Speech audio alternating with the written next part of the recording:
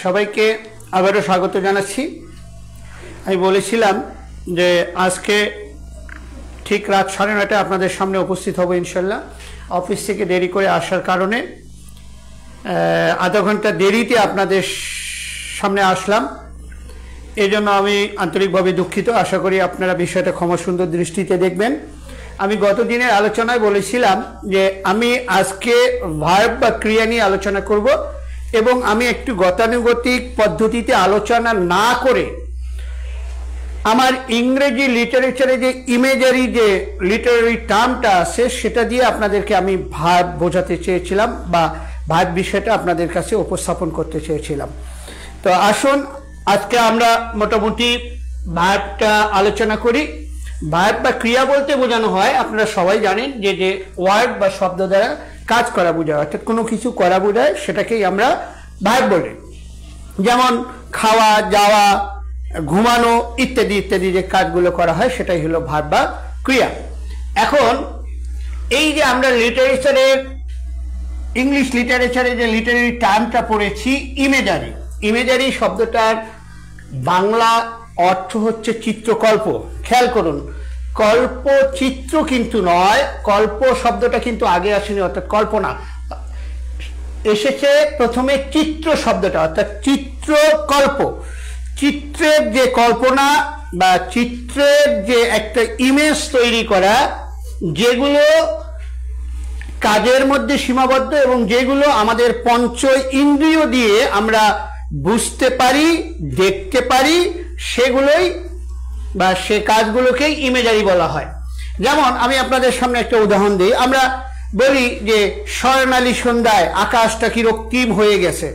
এই যে সন্ধ্যা, যখন সন্ধ্যা হয় তখন আকাশটা একটু রক্তিম আভায় ছেয়ে যায়, তখন আমরা বলি স্বর্ণালী সন্ধ্যা। এই যে সন্ধ্যার সামনে আপনি যে স্বর্ণালী শব্দটা যুক্ত করলেন, এটাই হচ্ছে ইমেজারি। তো এখন ইমেজারি বা চিত্রকল্পটা মানুষ কিভাবে বুঝতে পারে বা কিভাবে আপনার অনুধাবন করতে পারে, সেটা 5টা উপায় করতে পারে। প্রথমটি দেখুন, আপনারা বাই টাচ, অর্থাৎ স্পর্শ করার মাধ্যমে বা ধরার মাধ্যমে বা ছোঁয়ার মাধ্যমে। এখন আপনি আপনার শরীরের কোন ইন্দ্রিয় দিয়ে ধরেন? হাত বা পা। আপনার হাত বা পা অর্থাৎ হ্যান্ড অর লেগ, এই দুইটি অঙ্গ দিয়ে কি করে মানুষ ধরে। তা হাত দিয়ে আমরা কি করি? ধরি। এই যে একটি জিনিস আমি ধরলাম, ধরা, এটা একটা কাজ। আমি পা দিয়ে ফুটবলে লাথি মারলাম, এই যে লাথি মারা, এটা একটা কাজ। তারপরে এই যে দেখুন, আমরা পরের টার্মটা হচ্ছে বাই হিয়ারিং, অর্থাৎ শোনা। বাই হিয়ারিং, শোনার মাধ্যমে আমরা কাজ করি, শোনার মাধ্যমে এই ইমেজারিটাকে বোঝা যায়।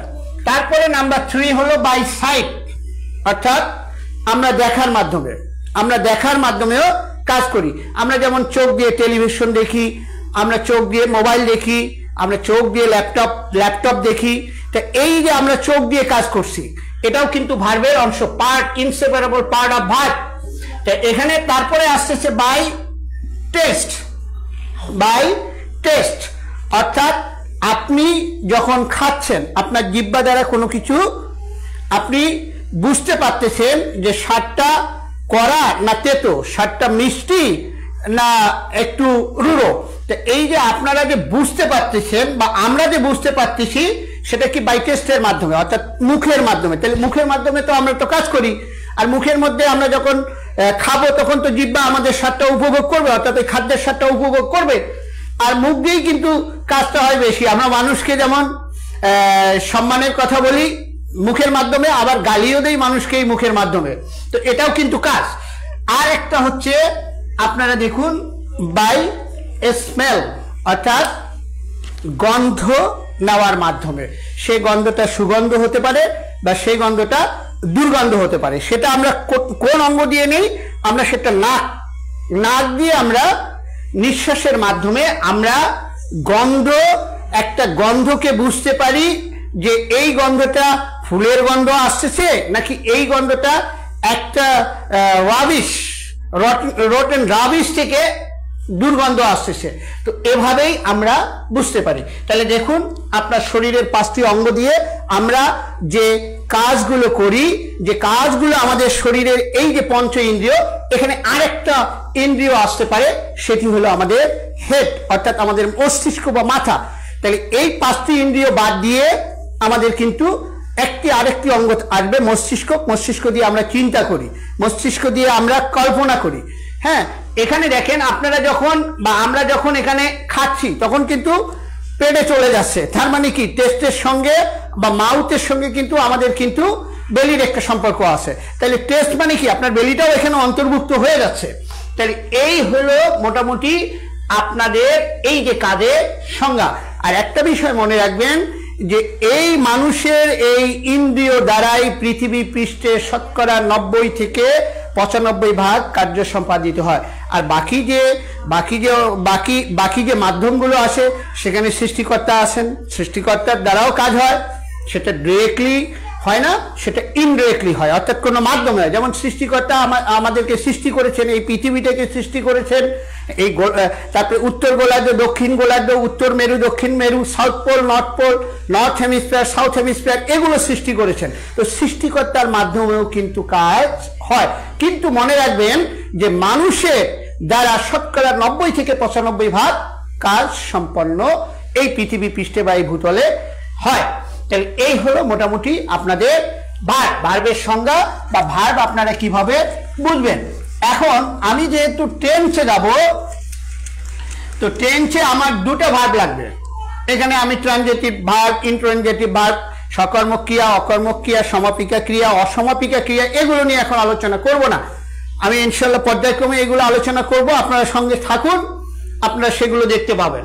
তো এখন আমার যে 2টি বিষয় নিয়ে টেন্সে আলোচনা হবে, একটি হলো প্রিন্সিপাল ভার্ব। প্রিন্সিপাল ভার্ব অর্থাৎ হলো প্রধান ক্রিয়া,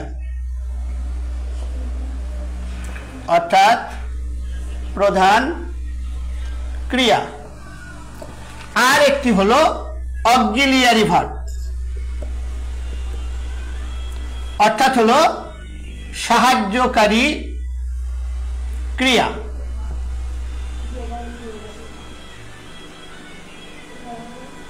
অর্থাৎ সাহায্যকারী ক্রিয়া। এতক্ষণ আমি আপনাদের সামনে যে ভার্বগুলো, এই যে মানুষের পঞ্চ ইন্দ্রিয়র মাধ্যমে বা ইমেজারির মাধ্যমে যে আমি আপনাদেরকে বোঝানোর চেষ্টা করলাম, এটা হলো প্রিন্সিপাল ভার্ব অর্থাৎ প্রধান ক্রিয়া। আর অক্সিলিয়ারি ভার্ব আমরা যখন টেন্সে যাব বা ক্রিয়ার কালে যাব তখন ইনশাল্লাহ আলোচনা করব।